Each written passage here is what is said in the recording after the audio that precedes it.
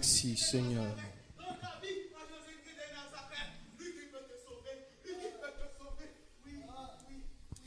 Éternel, nous te bénissons.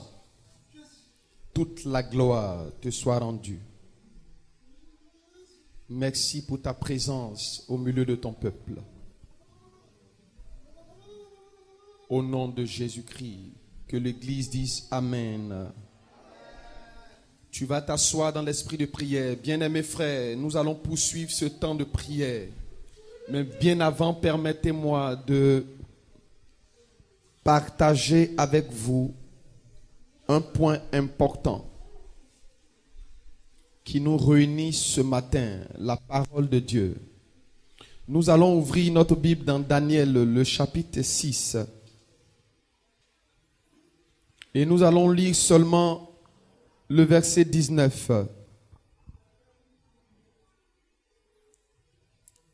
Quelqu'un peut nous faire la lecture?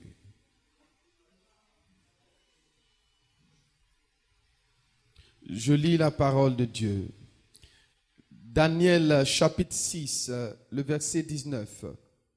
Le roi se leva au point du jour.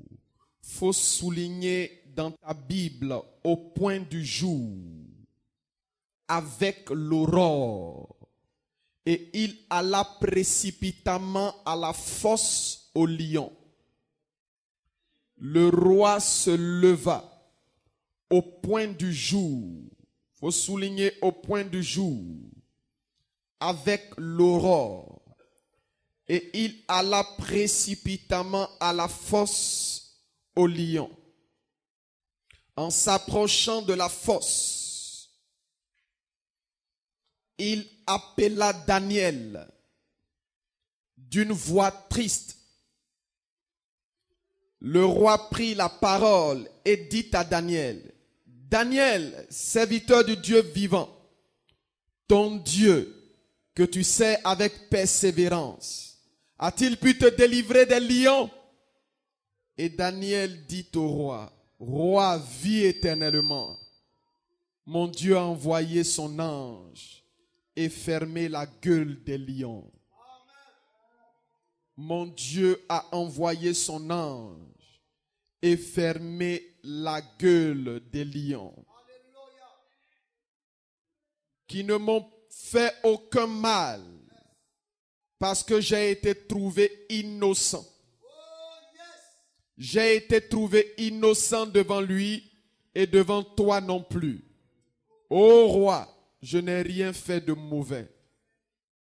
Alors le roi fut très joyeux et il ordonna qu'on fît sortir de la fosse. Daniel fut retiré de la fosse et ne trouva sur lui aucune blessure. Il faut souligner aucune blessure. Souligne, mon Dieu a envoyé son ange et fermé la gueule des lions. Et souligne, aucune blessure. Souligne, retiré de la fosse. Parce qu'il avait confiance en Dieu. Souligne, confiance en Dieu. Le roi ordonna que ces hommes qui avaient accusé Daniel furent emmenés et jetés dans la fosse aux lions. Eux, leurs enfants et leurs femmes. Et avant qu'ils fussent parvenus au fond de la fosse, les lions se saisirent et brisèrent tous leurs os. Je veux annoncer une bonne nouvelle ce matin à quelqu'un. L'injustice dans ta vie sera broyée par le feu au nom de Jésus. Je n'ai pas entendu ton amen pour que je démarre. Je dis, je veux annoncer une bonne nouvelle à quelqu'un ce matin. L'injustice dans ta vie sera broyée au nom de Jésus-Christ de Nazareth. Bien-aimé, si tu dis amen plus fort que ça, tu te connectes à l'onction qui est attachée à ce passage. Mekarabasa. Bien-aimé frère, nous avons commencé à aborder, nous avons abordé un sujet important. Et nous l'avons intitulé « Dévancer l'aurore ».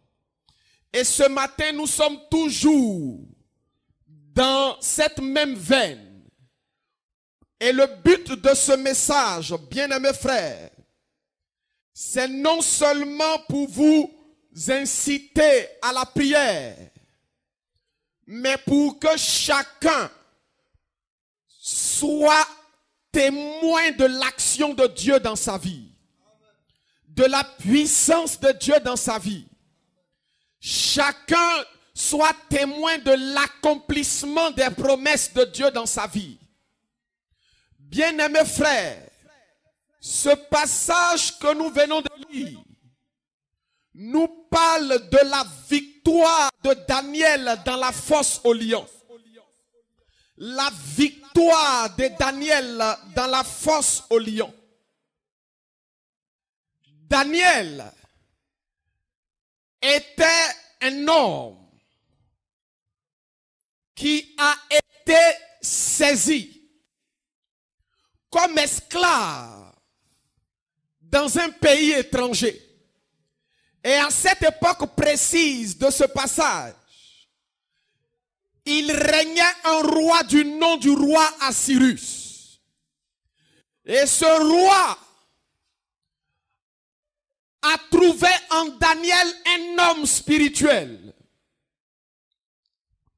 Au point où ce roi a décidé de l'établir. Il a établi Daniel dans son royaume. Et comme si cela ne suffisait pas, le roi était sur le point de l'établir sur tout le royaume, sur tous les chefs du royaume. C'est là que les ennemis de Daniel, écoutez-moi bien, retenez que le roi avait des projets encore plus élevés. D'abord, Daniel avait reçu une responsabilité. Mais le roi pensait à lui accorder une responsabilité plus grande. Et c'est là, ses compétiteurs, ses concurrents, ses adversaires vont décider de nuire à la vie de Daniel. Et quel était leur plan? Leur plan est d'arrêter la relation de Daniel avec son Dieu et de voir Daniel mourir. Ils ont compris à un moment donné que l'état de Daniel, le parcours de Daniel, la position de Daniel était déterminée par sa relation avec son Dieu. Alors il fallait trouver moyen pour l'éteindre. Il fallait trouver moyen pour briser sa foi. Et ce qu'ils ont trouvé comme moyen, c'est de fabriquer une accusation. Bien-aimés frères, ils ont surpris Daniel en train de prier, alors qu'ils sont partis voir le roi pour dire personne ne doit prier. Bien-aimés, les pressions, les persécutions, les harcèlements pour empêcher Daniel de prier n'ont pas brisé sa foi, n'ont pas brisé sa confiance en Dieu. Je disais que Daniel était un homme spirituel. Daniel n'était pas dominé par la chair. Daniel savait que si une terre étrangère, et comme partout ailleurs, ce qui pourrait lui donner la force, la capacité d'être auprès des rois, de marcher avec les rois, d'être à la table des rois, c'était sa relation avec Dieu. Alors Daniel avait développé cette habitude parce qu'il savait que son honneur, son élévation, sa renommée, son travail dépendait de ce Dieu qu'il invoquait. Daniel était conscient de cela. Alors pour rien au monde, Daniel était prêt a abandonné. Pour rien le monde, Daniel voulait accepter de se laisser intimider, de se laisser décourager, de se laisser abattre. Et la Bible déclare que lorsque le complot a eu lieu, Daniel sera jeté dans la fosse au lion. Dis avec moi la fosse au lion. Mais la Bible dit, dans cette période de difficulté, cette période inimaginable et impensable, il y a eu une manifestation surnaturelle. Et le roi, par curiosité, va se lever. Mais le roi ne se lève pas à n'importe quelle heure. La Bible dit à la veille du matin, à l'aurore, le roi se lève et il lance une voix. Il constate que 1 à 7 heures, Daniel ne dort pas, de 2, il n'est pas mort. À la veille de l'aurore, le roi se lève pour aller voir Daniel, pour aller à la fosse au lion. Je dis bien à la veille de l'aurore. Le roi n'est pas venu le matin. Il n'est pas venu à 15 heures. Il n'est pas venu à 21 heures. Il n'est pas venu à 23 heures. Mais il s'est levé avant le lever du soleil. Il a dévancé le lever du jour. Il a dévancé l'aube. Pendant que tout le monde dormait. C'est là il s'est rendu. Et il entend une voix répondre à son appel en lui disant, il y a un ange à 7 heures précises du matin qui est là avec moi dans la fosse aux lions et qui a la charge de fermer la gueule des lions. Je dis, il y a un ange à 7 heures du matin qui est là pour fermer la gueule des lions. Il y a un ange à 7 heures du matin qui est là pour corriger les blessures qui te sont infligées. Il y a un ange qui est là ce matin pour assurer ta sécurité et ta défense. C'est cet ange qui est venu me visiter. C'est cet ange qui est à mes côtés. C'est cet ange qui m'a secouru. Ô roi, tu peux constater que je ne suis pas mort. Bien-aimés frères, qu'est-ce que cela signifie?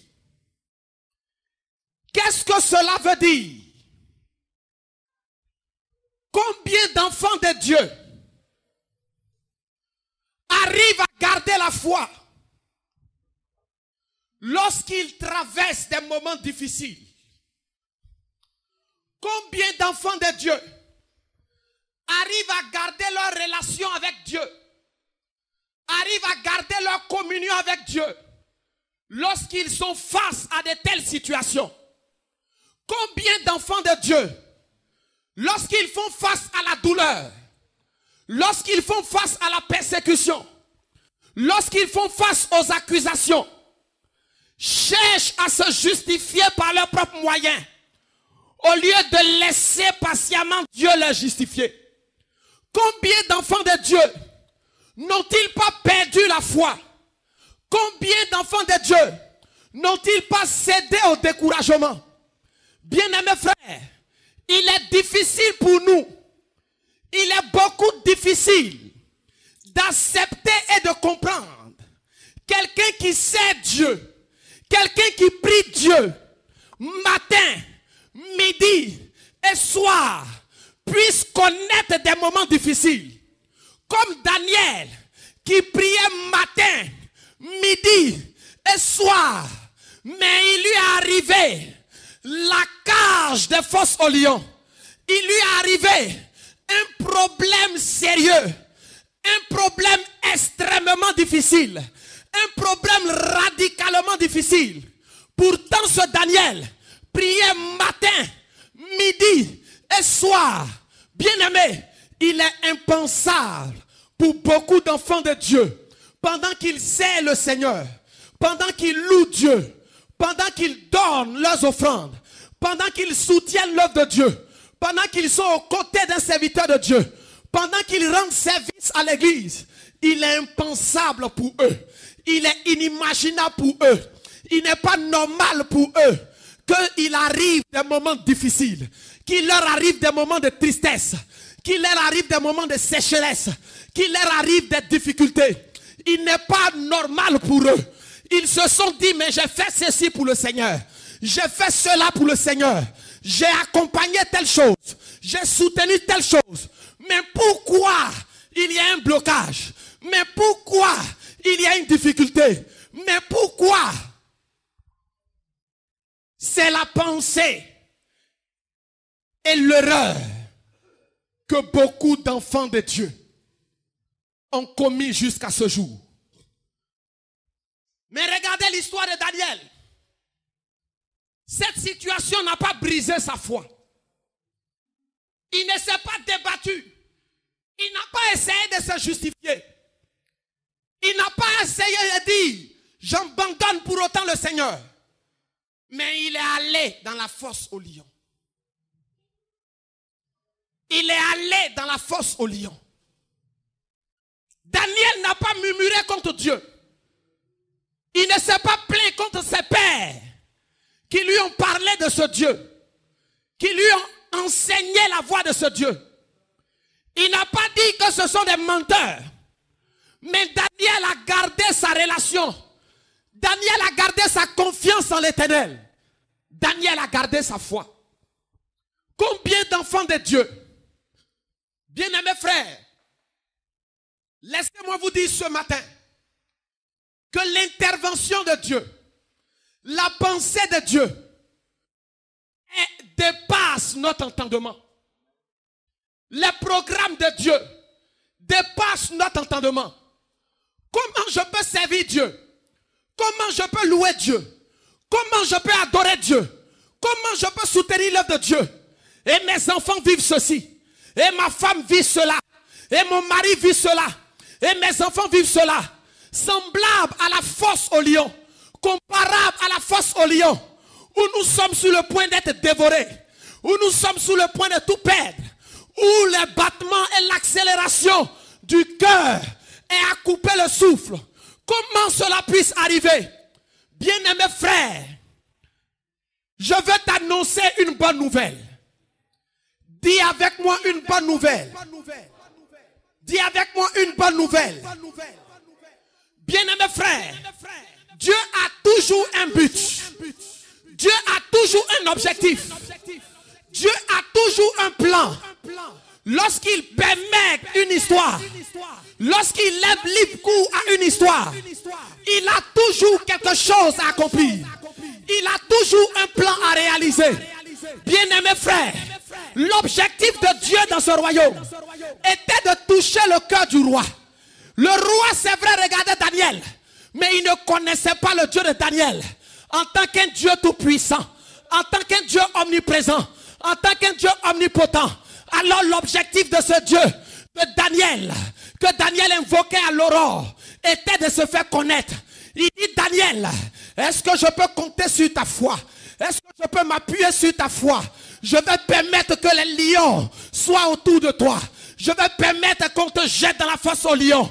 Et derrière cette fosse aux lions, je veux manifester ma gloire. Je veux faire connaître mon nom. Et en faisant connaître mon nom, c'est ton nom qui sera connu. C'est ton histoire qui changera. C'est ton témoignage qui changera. Les regards changeront pour toi. Les faveurs changeront pour toi. Les grâces changeront pour toi. Et tes ennemis seront exterminés. J'annonce une bonne nouvelle à la vie de celui qui souffre, à la vie de celui qui pleure, à la vie de celui dont la situation financière est compliquée. Je t'annonce que derrière ce problème se cache une élévation. Derrière cette accusation se cache une élévation. Derrière cette humiliation se cache une élévation. Derrière cette maladie se cache une guérison. Une guérison sans pareil. Tes ennemis ont cru te tuer. Tes ennemis ont cru t'arrêter. Tes ennemis ont cru te limiter. Mais le Seigneur se lève. Il dit, je peux compter sur toi. Dieu veut compter sur un homme. Il veut compter sur un jeune homme. Il veut compter sur une femme dont la famille est dans la difficulté, dont la famille est dans la souffrance, dont la famille est rejetée, dont la famille est abandonnée. Toi qui m'écoutes ce matin, si tu dors, tu es en train de rater la bénédiction du jour. Je veux que tu saches que c'est un rendez-vous divin et c'est un privilège pour toi de rencontrer le Seigneur. La présence de Dieu n'est pas un hasard. La présence de Dieu est action pour action, est coup pour coup, est combat pour combat. Comment tu reconnaîtras que ton Dieu est puissant? Comment tu reconnaîtras que ton Dieu est plus proche de toi s'il ne manifeste pas sa gloire, s'il ne confond pas tes ennemis, s'il ne renverse pas la situation? Je vais annoncer une bonne nouvelle à quelqu'un ce matin. Alléluia.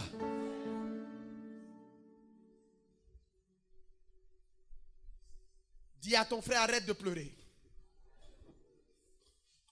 Dis-lui, arrête de te lamenter. Dieu est en train d'accomplir quelque chose qui dépasse ton entendement. Il veut simplement s'appuyer sur ta foi. Il veut simplement t'appuyer sur ta relation avec lui.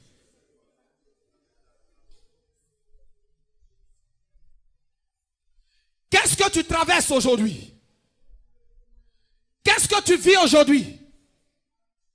Tu es abandonné, tu es rejeté, tu es trahi. Tu es accusé de tout et de rien.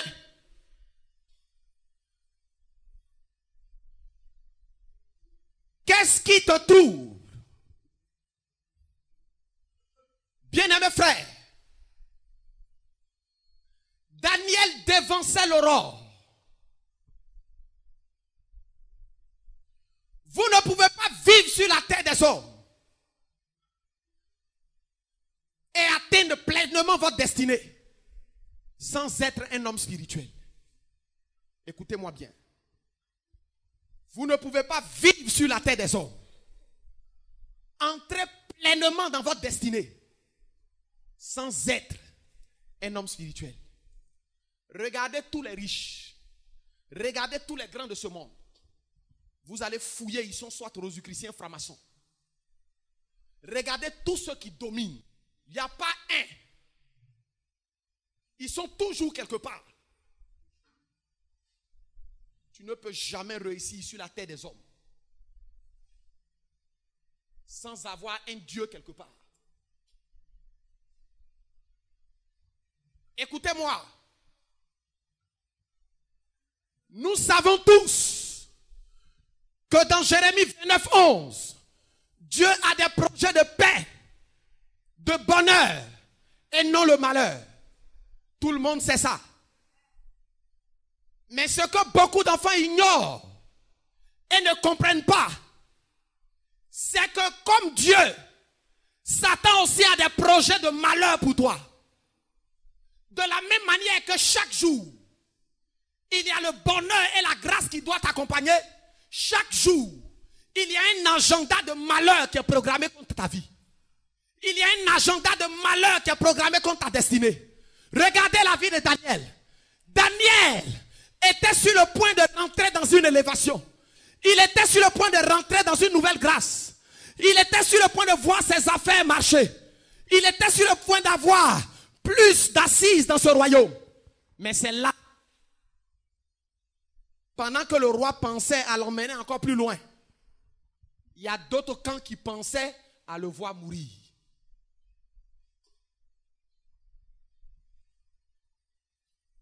Bien-aimé, pendant que nous prophétisons sur ta vie, il y a quelqu'un d'autre qui prophétise le malheur sur ta vie. C'est la raison pour laquelle tu dois apprendre à t'élever et à proclamer sur ta journée. C'est la raison pour laquelle tu dois apprendre à t'élever. Parce que, écoute-moi bien,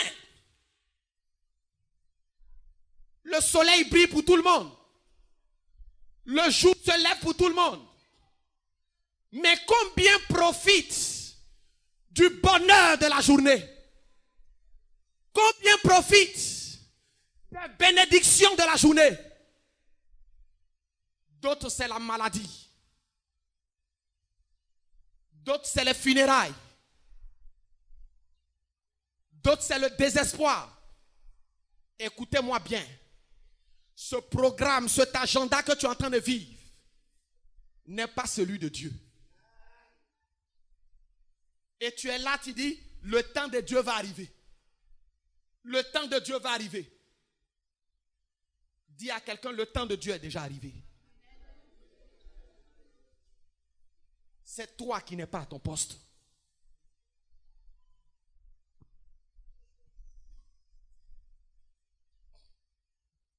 Ne laissez pas l'ennemi vous distraire. Vous voyez d'autres dorment. À 7 heures du matin, ils dorment. Ils dorment. En plein culte. Il est trop fatigué.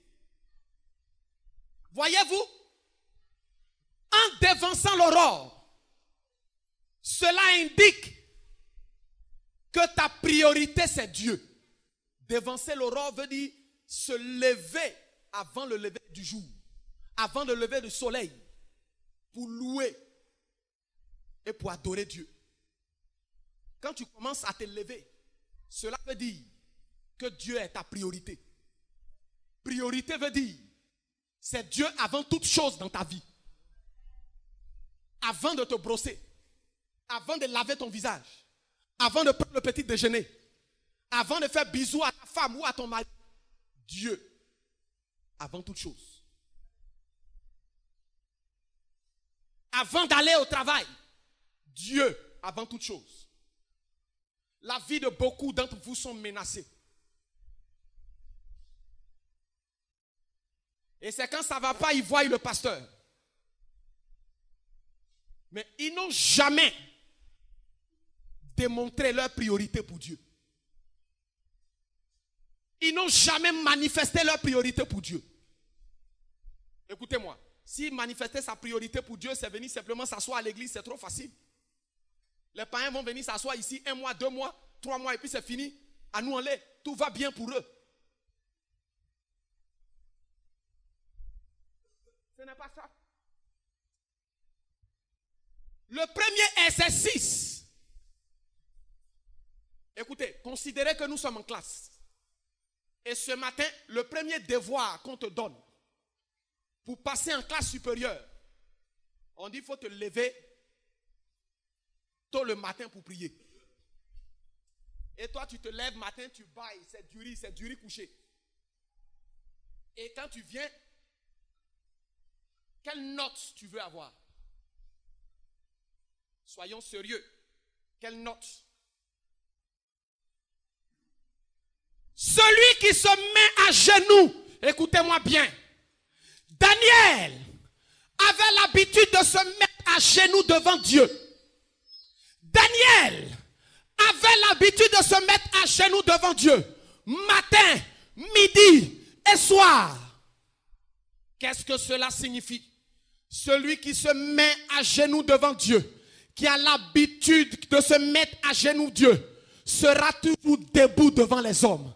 Sera toujours debout devant les accusations des hommes. Sera toujours debout devant les attaques des hommes. Sera toujours debout face à la maladie.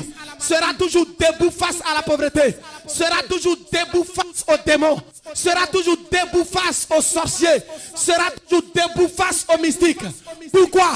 Parce qu'il a l'habitude de se mettre à genoux devant Dieu. Mais si tu as l'habitude de te mettre à genoux devant les hommes, de faire la courbette devant les hommes, de chercher la faveur des hommes, tu as l'habitude de chercher à plaire aux hommes, tu as l'habitude de chercher à intéresser les hommes. Bien-aimés frères, lorsque les ténèbres arriveront, la maladie arrivera, tu n'auras aucune couverture, tu n'auras aucune protection, tu n'auras aucun soutien, tu n'auras aucun moyen de défense. Daniel avait l'habitude de se mettre à genoux devant Dieu. Et même dans le royaume étranger, il avait la faveur des rois, il avait la faveur des autorités, il avait la faveur des chefs. Tu veux que les portes du travail s'ouvrent. Tu as frappé à toutes les portes.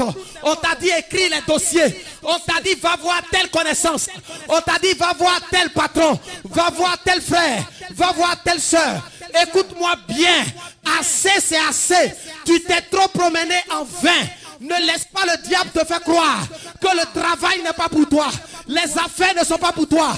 Le mariage n'est pas pour toi. La célébration ne peut pas pour toi. Je veux t'annoncer une bonne chose. Il est possible que Dieu change les données. Dieu modifie les décrets. Dieu change ton statut. Si tu acceptes de te mettre à sa présence et te dire assez c'est assez, trop c'est trop, le lit doit m'abandonner, le sommeil doit se séparer de moi. À 7 heures de la nuit, j'ai un rendez-vous divin. J'ai un ange du ciel qui attend ma voix, qui attend mes requêtes, qui attend mes semences pour que je les moissonne dans la journée. Bien-aimés frères, chaque jour, il y a une moisson qui t'attend. Il y a une récolte qui t'attend. Il y a une situation heureuse qui t'attend. Mais parce que tu dors, parce que tu es paresseux, parce que tu es négligent, parce que tu bailles, parce que tu ne considères pas les instructions qui te sont données, ta vie va de retard en retard. Tes affaires vont de retard en retard. Il y a des blocages partout. Ta santé est déboussolée. Tu ne comprends plus rien.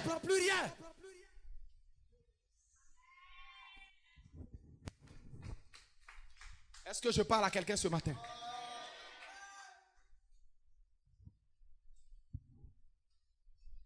Bien-aimé,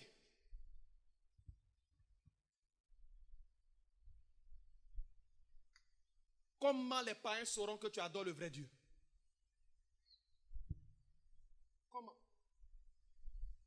Comment ils sauront que toi, que nous adorons le vrai Dieu? Si rien ne change dans ta vie. Si face à des situations, tu paniques comme eux, tu pleures comme eux,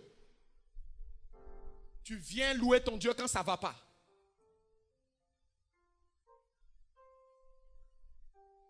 Écoutez-moi. Il y a une force. Je termine mon message. Écoutez-moi bien. Je vous en prie. Ne minimisez pas cette parole. Il y a des forces. Quand on parle de force, c'est un trou. C'est un trou qu'on creuse pour mettre un homme là-dedans. C'est synonyme de la mort. C'est synonyme de la mort. Écoutez-moi.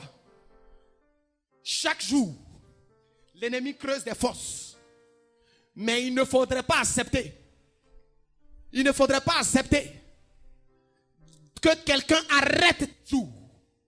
Que quelqu'un arrête ton travail. Dieu ne sera pas responsable. Dieu n'est pas responsable. C'est dommage. C'est dommage et c'est triste. Nous ne voyons pas dans le spirituel. Quand quelqu'un est frappé, on dit que c'est la volonté de Dieu. Quand quelqu'un est touché, on dit que c'est la volonté de Dieu. Quand un malheur arrive, on dit que c'est dans la volonté de Dieu. J'ai lu dans ma Bible que nous devons être rassasiés de jours. Quand le nombre de tes jours est arrivé, bien-aimé frère, tu es heureux de partir. Tu ne dois pas partir avec des larmes aux yeux. Tu ne dois pas partir en regrettant d'avoir laissé tes enfants. Tu dois être rassuré que l'avenir de tes enfants est garanti. Que l'Éternel assure la sécurité de tes enfants. Je veux m'adresser à quelqu'un qui continue de jouer. Bien-aimé frère, toutefois que j'annonçais des messages, la réalité est que quelque chose a fini par arriver. Parce que des gens n'ont pas prêté attention. Je répète, il y a une fosse. Il y a une fosse qui est creusée. Il y a une fosse qui continue d'être creusée. Ils n'ont pas pu à la première action atteindre Daniel, ni à la deuxième action. Veillez, veillez à ce que l'adversaire n'ait pas raison de vous. Veillez, arrêtez, bien-aimés frères, de vivre dans la chair.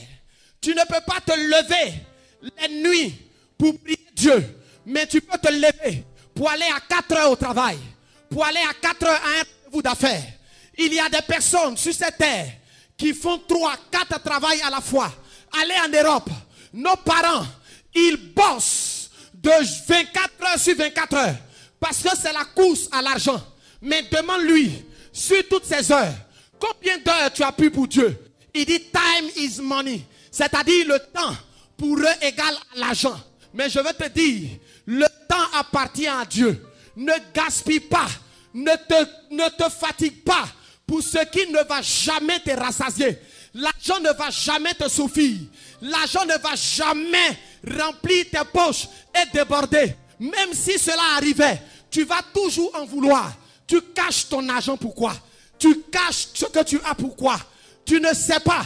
Quand le mettant au service de Dieu, tu empêches le dévoreur, tu chasses la mort, tu permets à Dieu de défendre ta cause, toi et ta famille. Bien-aimés frères, écoutez-moi bien, chrétiens, si nous sommes 2, si nous sommes 3 qui faisons entendre notre voix, la Côte d'Ivoire sera couverte de prières. À 7 heures du matin, et les anges de Dieu seront milliers en train de travailler, en train de positionner. Mais il y a quelques enfants seulement qui prient. Quand on regarde une église, sur 100 personnes, il y a seulement 2 qui arrivent à le faire continuellement. Tous les autres, ils sont remplis d'impudicité, remplis de mensonges, remplis d'hypocrisie. Tous les autres, c'est les maquis, c'est les bars, c'est les pornographies. Écoutez-moi, vous ne pouvez pas vous approcher d'un Dieu saint et avoir un comportement malsain, un caractère malsain. Ce n'est pas raisonnable. Le bon sens déconseille cela.